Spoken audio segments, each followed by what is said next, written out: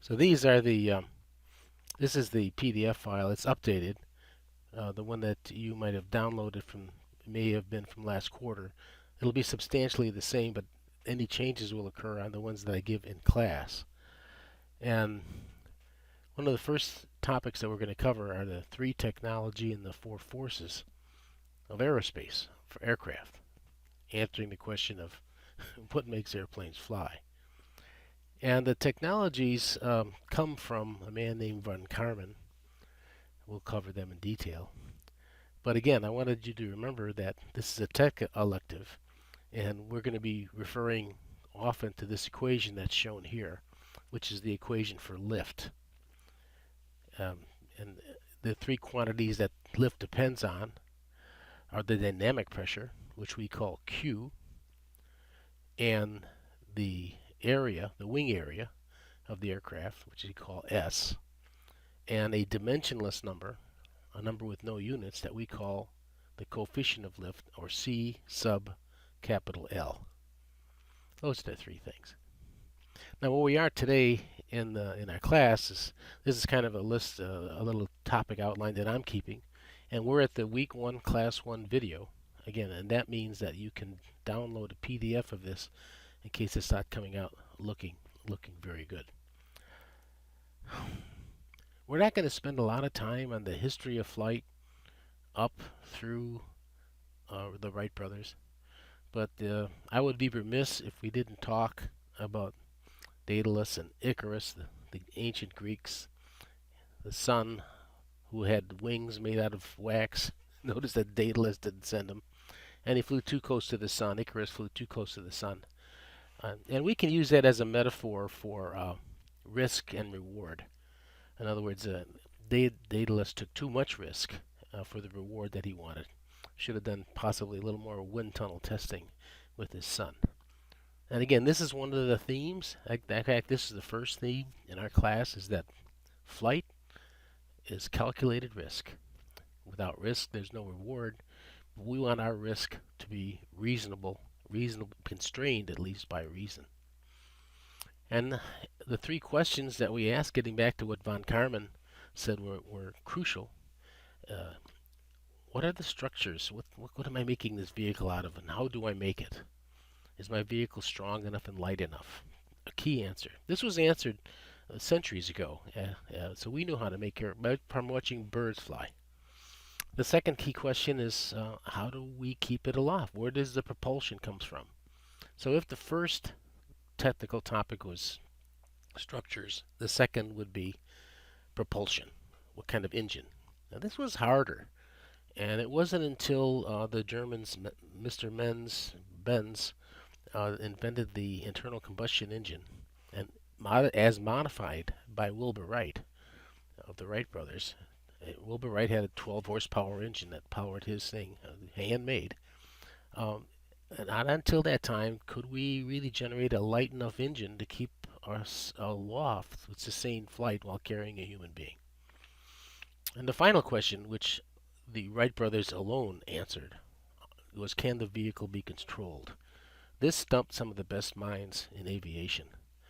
But the Wright brothers, they warped their wings like a bird does. They warped the wings by pulling with wires and tubes and canvas to allow them to control the roll axis and the pitch axis, the roll axis primarily of the aircraft. The pitch axis they used with what's called a canard.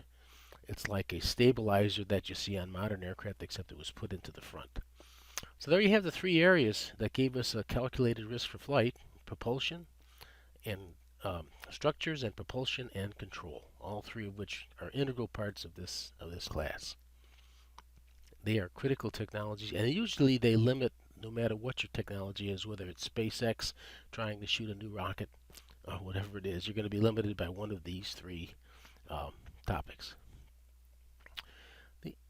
These are the conventional four forces that are shown that act on an aircraft in equilibrium.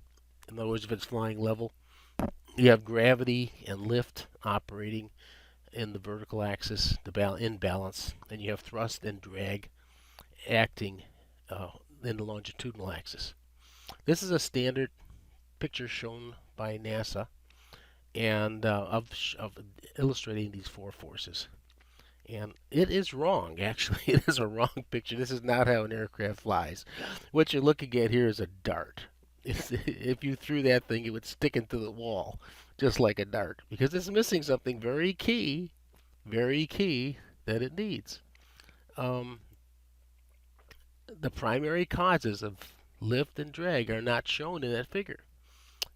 Can you think of what's missing? Um, there's a video here that shows you what's missing, and I will try to get that set up. Well, what was missing, of course, was the angle of attack, which we'll define later this week. But the angle of attack is what causes both lift and drag, which always work together. You never see one without the other. They're kind of hooked up. Their relative magnitudes will change. But when lift is such that the aircraft stops flying, we see that the aircraft has stalled. And that depends uniquely on the angle of attack. So an aircraft stalls when the wings stop generating lift, a sudden loss of upward lift force, and that's caused by the angle of attack being too large normally. Well, here is what it looks like. And there's some key things in this figure that are important to understand. And maybe you can see why that picture from NASA is misleading. The relative wind is the way the aircraft is going, the opposite of the way it's going. In other words, the relative wind is the opposite from the direct motion of the aircraft. If it's flying in level flight, then the relative wind is horizontal. And if the aircraft pitches up, then the wing will form some angle with the horizontal line. And the angle it forms is called the angle of attack, or AOA. That AOA produces lift and drag simultaneously. That's how it works. And that's pretty much how the aircraft flies. We'll cover this in some more detail in the next class. Today we want to focus on what our syllabus gives us as the three technologies, the four forces, which we've covered, and the overview in early history. Now, as I mentioned, I'm not going to spend a lot of time on the early history. Remember that the reading assignment for this class basically is the information that is on the view graphs. That's your reading assignment. All the other things that I pass out or send are optional. They're intended to perk your interest, or passively someday when you have some time, if you're stuck in your house for some whatever reason, as all of us are today, you might want to look at one of those references, but that's not required. You do not have to purchase anything for this class. A lot of my material in the first half of the class comes from Reaching for the Skies episodes. There are a lot of episodes, and here's a YouTube for you. I take pieces, I've edited pieces of this to show during this class. And the history we're going to cover goes through the Wright brothers, through Lindbergh, and then the builders, designers, and then human-powered flight for fixed and rotary wing. And I'll cover today what I would expect you to focus on, because there's a lot of information and all of us are too busy. But you have to mention the earliest flying was done by the Chinese in flight around 200 BC. What I'm going to cover now is kind of rapid because I am not going to be testing on any of these things. But there's some really interesting things to know. Leonardo da Vinci built the first practical parachute, which was used in the around around the 19th, right at the turn of the 20th century. It was used. Balloons were flown from the Civil War onward. They were not only flown, but they were flown by women. A lot of the women were the pioneering balloonists of the late 18th, 19th century. It's amazing. Benjamin Franklin got to witness, the inventor of electricity, witnessed a balloon flight. And here's an article that comes from one of the references that I've got. I'll show it to you later. And and what he says about the balloon is kind of funny, about how you can go as fast as the wind. You can even be fancier than in time. People will keep such globes anchored in the air, which by pulleys they may draw up game. I mean, like deer and elk to be preserved in the cool and water to be frozen when ice is wanted. Uh, uh, so flying has been around as a passion for the human beings for a long time, and the women have been really a very important part of it. This is Lady Carlotta, who is Mary Myers. Uh, a lot of this stuff was built from seamstresses and sewing people who could build the proper material. Of course, you needed hydrogen, and hydrogen was invented around 1850, 1860. So once they had hydrogen and you had these people who could build the balloons, off we went.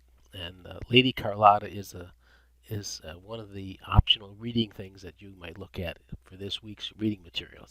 It's a fun story. I will not test you on it. So I'm just saying I think these things are interesting. Bernoulli, often when you talk about lift, you look at Bernoulli's law. I'm not going to cover it because I want you to focus on angle of attack. Certainly, we can generate lift using Bernoulli principles. If you're an aero engineer, you really need to know how that works. But we are going to look at the application, and the application of engineering is primarily produces lift and drag from angle of attack. That's the practical part.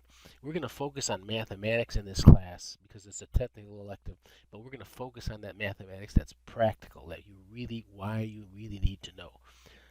Derivation and proofs are vital, of course, but you have to be an engineer or a scientist or a mathematician to go into that depth. We are not going to do that. We're going to focus on the practical part of class. So, in this course, concerned only with the understanding of math applications, what does the math tell us about the physical reality of flight, and why is it crucially important? Some people, again, I'm not going to test you on any of these people, but we kind of build our. There's a great quote from Karl Marx. For those of you, I love this quote. The tradition of all dead generations weighs like a nightmare on the brains of the living. That's kind of a negative thing from the inventor of communism, Karl Marx. But the other side of that thing is that a lot of progress, almost all progress, depends on what people did before. And men like Cayley, who was inspired by the balloon flight, started building models and gliders and realized that they needed an engine. And Lilienthal, again, he started pioneering human-powered flight, human gliders. Look at since 1895, Lilienthal. Chanute is the key guy. He's a key guy from Illinois. There's a Chanute Air Force Base in Illinois, southern Illinois. And he taught the Wright brothers. They learned how to build airplanes and the principles of building airplanes from Octave Chanute. So it's very important. And of course, then the Wright brothers come in. They were born around 1870 or so. The key thing to remember that's really interesting about the Wright brothers is that Wilbur Wright was the brains. Uh, his brother Orville came dragging along. He was a publicity guy. He had a printing press. He lived much longer than Wilbur, so we think of them as the Wright brothers. But actually, Wilbur was the guiding principle. He built the engine. He designed the first practical propeller by twisting it. Wilbur was the guy, but he died. He died young. He died in his 40s. But we know about their flying. We know what their aircraft looked like from Kitty Hawk, North Carolina. Their chief competitor was a man named Langley, of who the Langley Air Force Base is named after on the East Coast. He never could solve the control problem, and there's lots of great videos available of him crashing into the water. I love this guy, Blériot, but some of the Frenchmen that learned from the Wrights, one of the interesting things about the Wright brothers is they couldn't sell their product to the military, our military, the United States military. The military wanted like a flying cannon or something. So they went to France and England, and they sold their ideas, and the French took off with it. The French and the Germans really did. But the French, Blériot was the first one who built a monoplane, flew across the English Channel in 1908. I would like you to remember him, Louis Blériot. and some of the things that he did, like flying across the English Channel up 30 minutes in 1909. He was the first one to do that, and it generated an enormous public interest in flight, which didn't exist before that time. I love this guy. Peugeot was the first test pilot, and being a test pilot, I love this guy. Look at his face. How could you not like that guy? He was the first aerobatic pilot, the first test pilot. He helped Blériot built his monoplane that he sold, and he did a lot of firsts. He's the first guy to parachute from an airplane. He wasn't the first one to use a parachute. That belonged to an Army guy named Albert Berry. But Peugeot was the first one to actually use it. He flew the first loop with Blériot's monoplane. Look at the number of users here. 100,000 people watched him right before World War I. Right. Now the Russians were doing the same thing. They were involved, but again, they were court-martialed for doing the aerobatics. You had to follow some kind of Russians. That's how the Russians are. Unfortunately, Peugeot, even though he was the first ace, or one of the first aces, he won 6 victories. You need 5 victories to be an ace.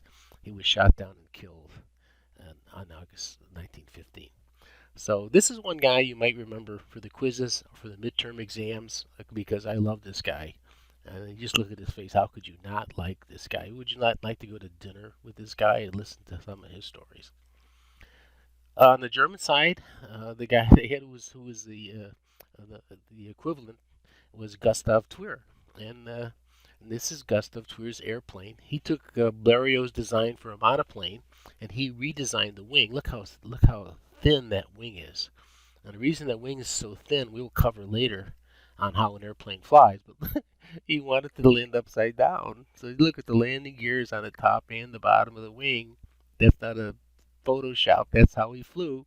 And he was the first person to land upside down. He was a crazy guy. So again, Alphonse Peugeot, who was one of my favorite early pilots, flew and trained Gustav Thuer in Germany. All these guys had great camaraderie as opposed to other people in the war. He's the first pilot. Gustav Thuer is the first pilot to land inverted, upside down, and we'll talk about that because that's important to understand how an airplane flies. He landed, and he also was killed in World War I.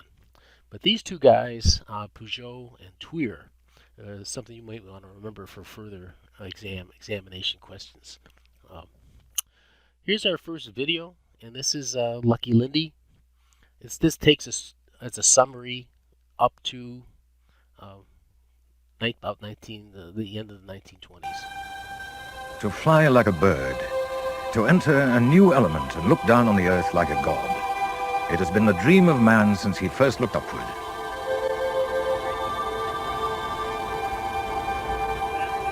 That dream was made real at the turn of the century. Two brothers from Ohio became the first of a brotherhood of inventors and pioneers who broke the shackles of gravity and reached for the skies. All of this has taken place within a man's lifetime, since the adventure began here on the sands of Kitty Hawk in North Carolina in 1903. How did man learn to fly? It's carved in granite on top of that big hill. It reads like this: in commemoration of the conquest of the air by the brothers Wilbur and Orville Wright, conceived by genius, achieved by dauntless resolution and unconquerable faith, because man will never fly. 1.5 million years of scratching into the sky stop at that rock. Man flew.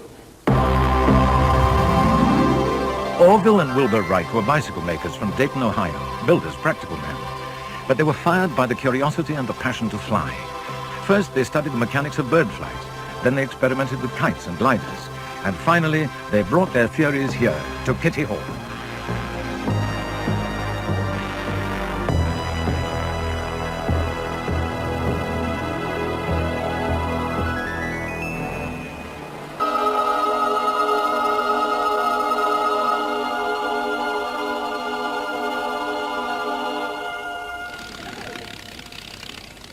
"12 seconds and 90 yards of flight that changed the history of the 20th century. At first, the Wrights were simply not believed. However, little by little, they refined their machine. And 2 years later, the Wrights were flying 25 miles at a stretch. They were still the only people in the world who possessed a practical, powered aircraft. Until that time, Europe had been the leader in the race towards the sky. But efforts there, in France especially, had concentrated on airships like that of the Brazilian Albert Santos Dumont, who caused a storm of excitement by flying his airship over Paris.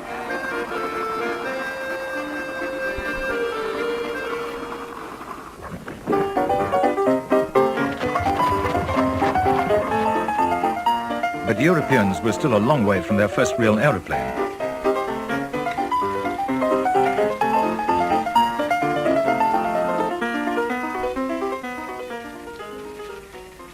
It wasn't until 1906, a year after the Wrights had flown 25 miles, that Santos Dumont took Europe's first 60-yard hop in his extraordinary 14 bis. Among those watching was Louis Blériot, the Frenchman, who 3 years later was to catch the imagination of the world. On a blustery morning in July 1909, he pointed his plane towards the seaway which divides Britain from France, the English Channel, chasing a 1,000-pound prize. It was a dangerous gamble, but 36.5 minutes later, he landed his plane in England to the delight of his compatriots. In just over half an hour, he'd become aviation's first star. His flight had been a catalyst for a new explosion of interest in man's newest adventure. People went out to buy planes. They thronged to air meets. A new figure, the pilot hero, had been born.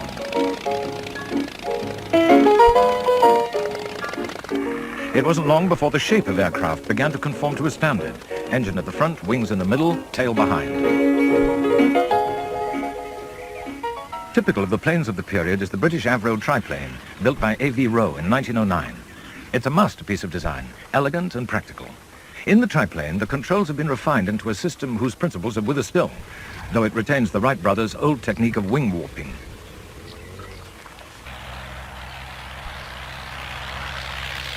It was aeroplanes like this that introduced man to the sheer exhilaration of flight.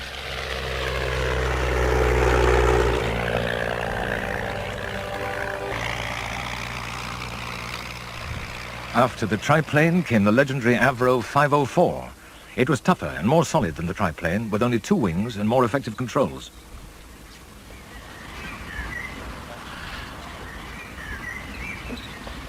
It was a winner. Nearly 9,000 of these planes were built between 1913 and 1931, when it finally went out of service. It was a 2-seater and turned out to be an ideal training aeroplane. And it had a revolutionary engine that cooled itself by rotating along with the propeller.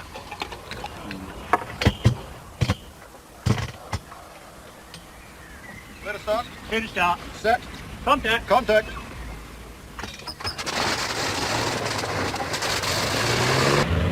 With the arrival of the 504, aviation became a science.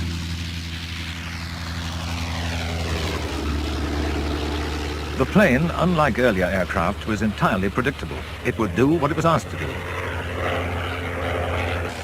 New flyers drawn to the skies could learn from it the principles of flight. World War I pilot William Lewis remembers. The Avro was an absolutely superior super aircraft. It flew well, but was highly sensitive.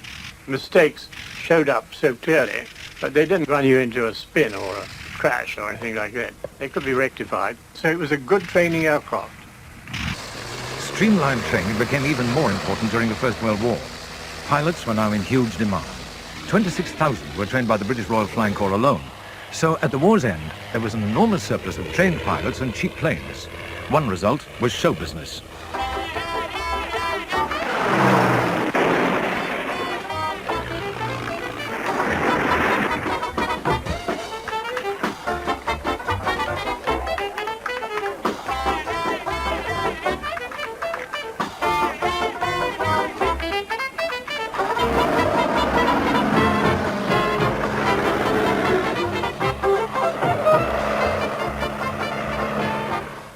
At the same time, along came the new airmail service, which brought together into one vast correspondence huge tracts of land like the United States.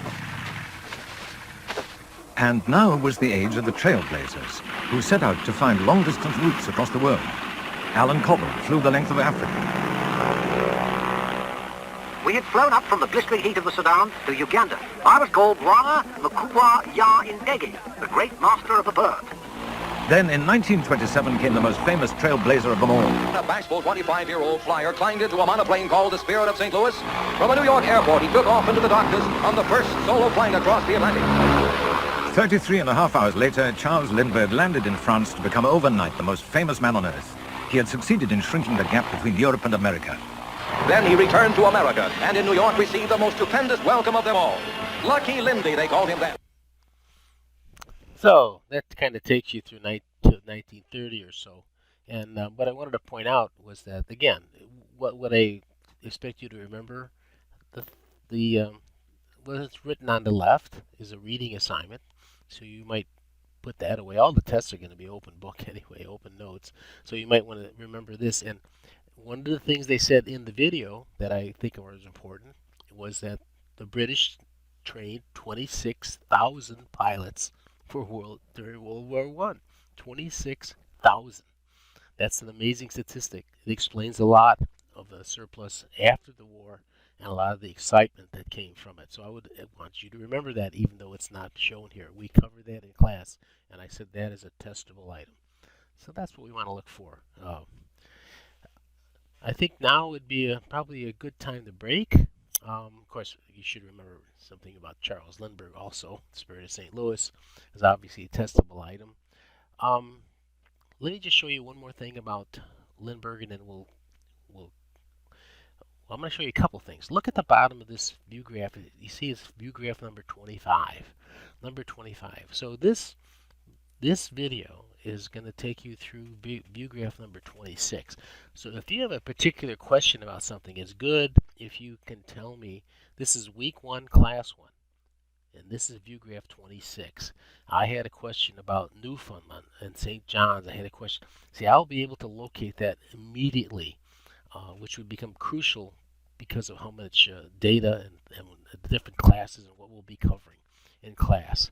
So try to, if you ask me a question, send me an email. Remember, put AM or PM in your subject line, and you might want to say week 1, class 1, view graph 26, and then ask your question. I'll be able to find out exactly what it is and hopefully give you a rapid and complete answer. All right, if we haven't taken a break by now, this is the end of this video, and I'll be taking a break and end again.